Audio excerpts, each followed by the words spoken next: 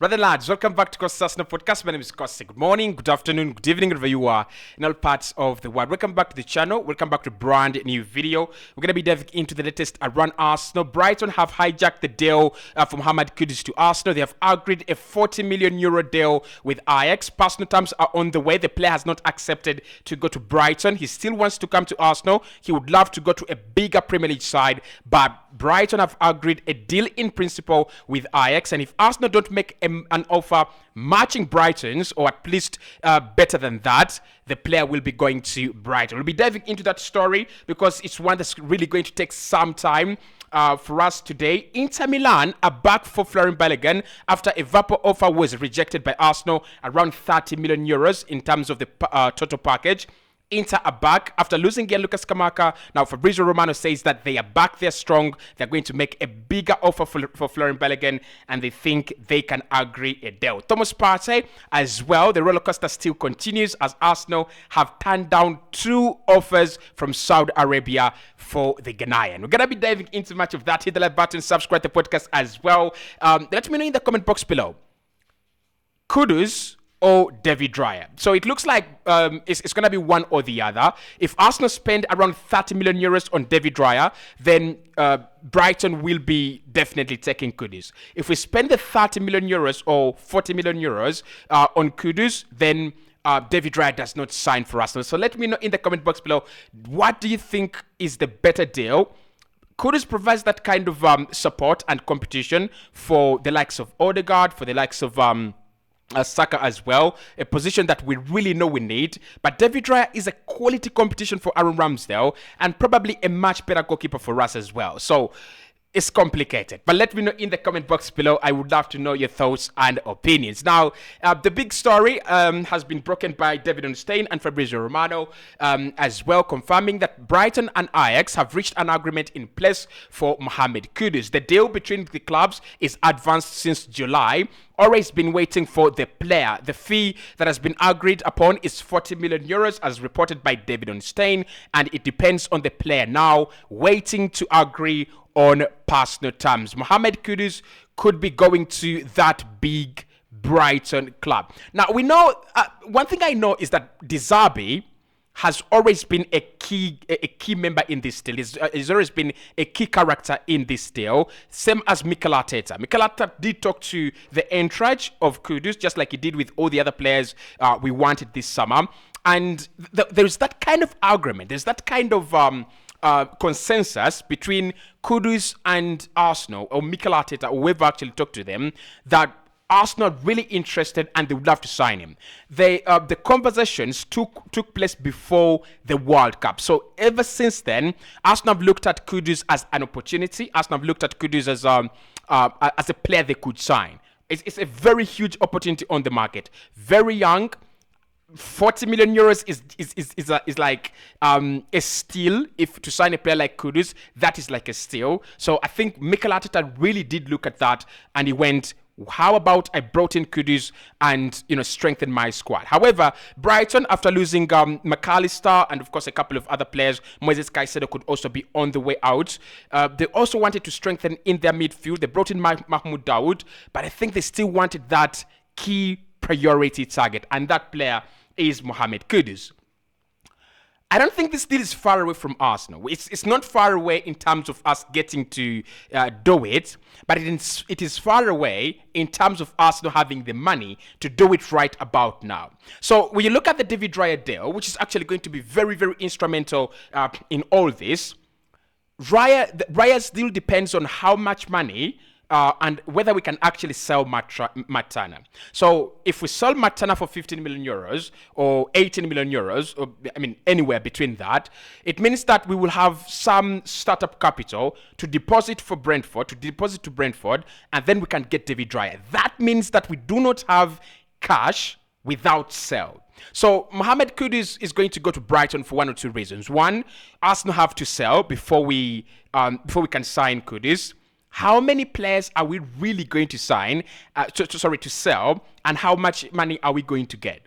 We have been offered €2.5 million for Rob Holding. We have been offered nothing Nothing for Nicola Pepe. We've been offered nothing for Maitland Niles, who's going to join Olympique Lyon, I think today or tomorrow. So it shows you that our selling isn't the best, and the new deals, the other deals that are actually going to come in, depend on sales. That is the problem. And I think the entourage and camp of Mohamed Kudus will have looked at the financial situation at Arsenal right now. We spent much of our money on the other targets. I'm really intrigued to see or to understand why Arsenal spent £65 million on Kai Havertz, yet we could have spent less than £40 million on Mohamed Kudus, who for me would be a much better deal, because Kudus comes into a league fresh. He's been very good where he's been. He plays in the same position, attacking, strong, intelligent as well. I kind of feel like Kai Havertz is a good player, but in terms of what is the better deal, Mohamed Kudus could have been the better deal, because that is almost like 30 million pounds less, and we could have spent that money elsewhere. We could use it to get a striker, we could use it to buy David Raya, we could use it to probably sign another midfielder. I think we missed a step there. Now, personal terms are a problem for Brighton. So they understand that the player is interested in playing in the Premier League.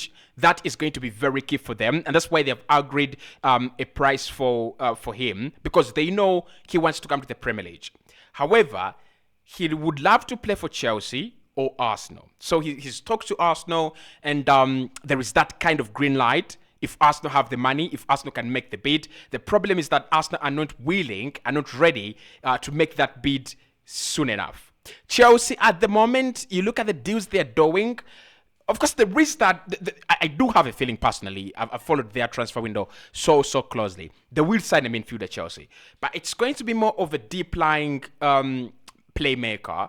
It's going to be more of a deep-lying defensive midfielder rather than an actively forward offensive midfielder. So I don't see Kudus as one of the players they will sign. I'm looking at Caicedo. I'm looking at, they could probably sign Edson Alvarez, probably João Palhinha, someone like that. So still, Arsenal have the upper hand in terms of where the player wants to go. It's going to depend on, can we match the offer? And I don't think Arsenal are going to do that. Brighton don't engage in bidding wars, but Arsenal do not engage in bidding wars as well. So it's either Arsenal meet that 40 million euros plus personal terms on player side, or we get out of the deal. And for me, the moment Arsenal go in there, the price is going to go up. Ajax are just crazy negotiators, you know that. It's better we walk away. It's a good deal. He is a good player. He would have made us better. I think his position is very crucial. He's one of those players that I wanted in the summer, just like Julian Brand. And the reason that's why I want both of them, or at least one of them, I'm desperately scared of losing Martin Odegaard. If he picks up an injury, if he suffers from burnout, if he loses form, if Odegaard is not on his good day any day, Arsenal will suffer. So Mohamed Kudus could give you that kind of insurance, and then Julian Brandt would be another insurance policy. Very good, flexible, kind of. He's become more like a midfielder. Like he plays it as a 10, he plays as an 8. He oscillates between those two positions. He has the ability to play out wide because he started his career as a winger at Bayer Leverkusen. But anyway, let's see what's going to happen out of this one. Will Arsenal sign Kudus? It's going to take a lot of speed. It's going to take a lot of quick reactions. And I don't see where we're going to scoop the money. So it's either Balogun leaves quicker or we don't get Kudus. It's going to be a bad thing to see Kudus at Brighton. Because I tell you what, I'm going to make a prediction. They will sign him and they will sell him for 80 million euros in the next 3 years. That is what Brighton do, and this is a very, very good deal. It's a very good deal. He's going to become the most expensive player of all time. I don't see how this one doesn't happen. Unless Chelsea, unless maybe Man City, unless maybe Manchester United, hijack the deal. It's got all the marks of a done deal. Well, talking about marks of a done deal, Inter Milan are back to finalize the Florian Balogun deal. This time, they're back. It's the third time they've actually knocked on the door for Arsenal to sign Florian Balogun. Now, Why are they back? Of course, they did make that verbal offer of a total package, including or adding up to 35 million euros. And Arsenal said, listen, it's 55 million euros that we want. If you're 35 and it's your stop, you better go. We have a 20 million euro valuation. Inter Milan feel that Arsenal will come down a little bit, or probably significantly and substantially come down. Arsenal also feel that Inter Milan have the money, especially after selling Andre Onana, so they think the price will actually go up. I have a problem with Inter. And I've already said this with Italian clubs. Inter Milan have sold Andre Onana for 55 million euros, and they have replaced him with one of the best goalkeepers on this planet in Jan Sommer for 5 million euros. Can you believe that? So they have made a profit of 50 million euros on Andre Onana because they got him on a free from Ajax.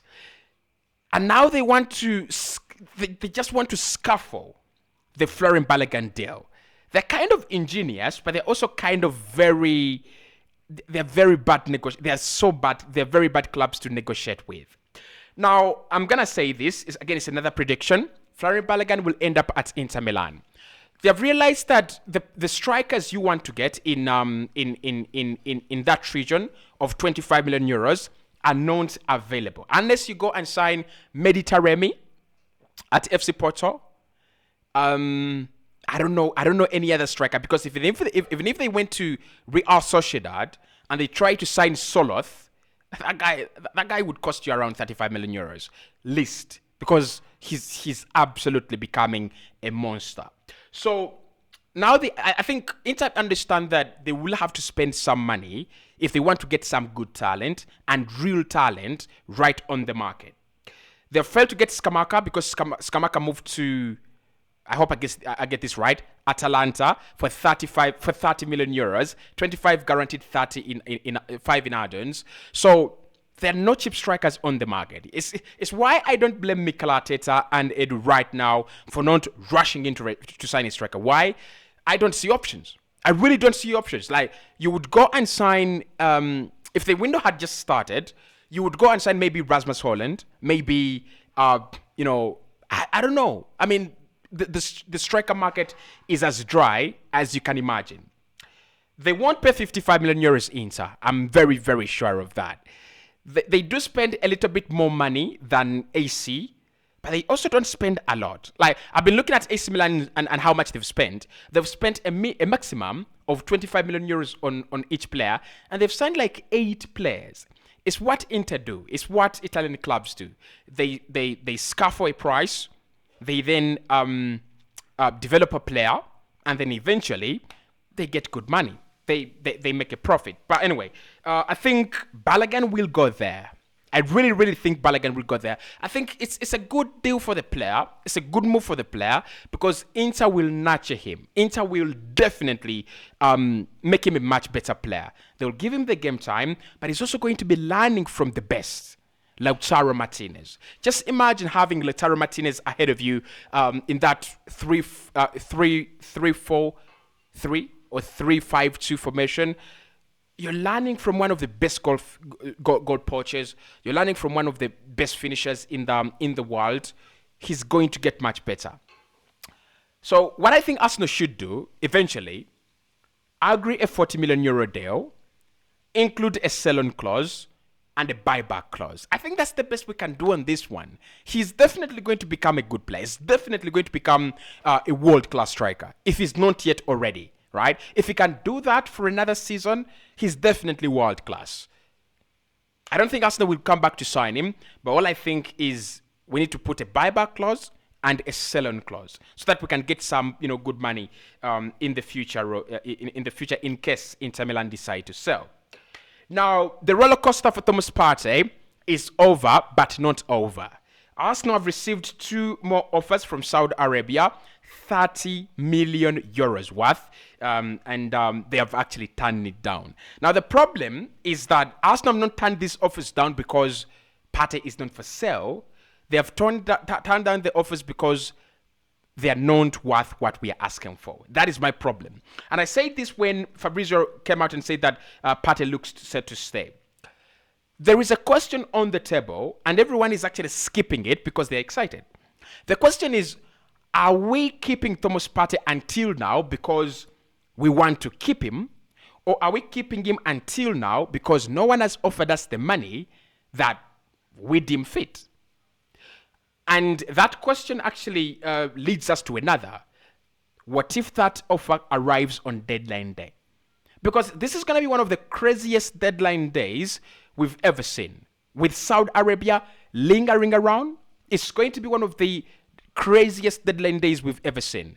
I won't be surprised to see a deadline day where $1 billion has been spent. And Thomas Partey, clearly, someone will come in with 40 million euros. He's worth it. Someone will come in with 40 million euros, and there will be a problem. We will struggle to keep him. So for me, Arsenal need to be very clear and very defined on where they stand on Thomas Partey. If we want to keep him, you then reject these offers with a note, he's not for sale. But I don't want us to give the impression he stays, he's not for sale, and then someone offers us 43 million euros plus 2 million euros in add-ons, and we sell and we remain with Rice only. Because Partey is key to the way we play, right? There are good players on the market like Sofian Amrabat, and that's why I was very relaxed with Partey leaving. If he wanted to leave, we could sell Partey 45 million euros and sign Edson Alvarez or Sofian Amrabat for 30 million euros or 40 million euros, and we would be all right. But that would take some time. So Amrabat coming in, filling the boots of Thomas Partey, that would take some time. Edson Alvarez, one of the best defensive midfielders in the world, coming in, filling the boots of Thomas Partey, that would take some time. So the question is still right there in the air for Arsenal and Mikel Arteta to answer. Is it for sale, or we have not received the offer we want? My opinion is that we have not just received the offer we want. Looks like Arsenal are still, looking side by side.